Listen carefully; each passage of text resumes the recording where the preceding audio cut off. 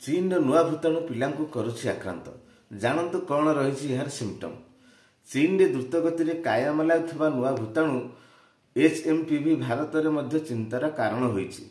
एही भूताणु विशेष रूपे छोट पिलांको व्यापुछि। एहाकु नै स्वास्थ्य मंत्रालय कहिछि कि एही भूताणु को नै भारतीयଙ୍କୁ भयभीत हेबार किछि नाही। नेशनल मीडिया चाइना डेली मुताबक MHPV भूताणुर केस सांप्रतिक समय रे चीन हॉस्पिटल को आसुथिबा रोगी मध्य एक साधारण संक्रमण। यह 14 वर्ष बा ताठारु कम बयस वर्गर पिलांकु आक्रांत करुछि। तेबे एही भूताणु द्वारा संक्रमित होइथिबा नै केमिति जानिबे। एही भूताणुर लक्षण हेला HMPV संक्रमण हेले साधारण लक्षण भितर काश, ज्वर, नाक बंद होइजिवो। श्वासक्रिया रे समस्या आसी देखिबाकू मिलिथाय। एही लक्षण अन्य श्वास संबंधित भूताणु कारणरू हेउथिबा संक्रमणर लक्षण सदृश होइथाय।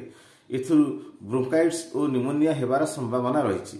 चाइना रोग नियंत्रण और प्रतिरोध केन्द्र रिपोर्ट मुताबक 2023 रिपोर्ट दर्शाउछि कि 2009-19 मध्य श्वास संबंधित संक्रामक रोग संख्यार HMPV सबुठारु द्रुत व्यापुथिबारु भूताणु यह 8म स्थान रे रही।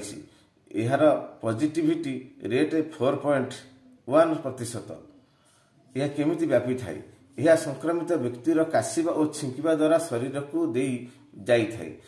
जदि एही भूताणु परिवेश रे व्यापी जाइछि तो यह संपर्क रे जे आसीबे से यह द्वारा संक्रमित हेबा संभावना बहुत अधिक होई थाए। तेणु यार सतर्क अवलंबन पई स्वास्थ्य मंत्रालय सहित साक्षात करिया को पड़ी थाए।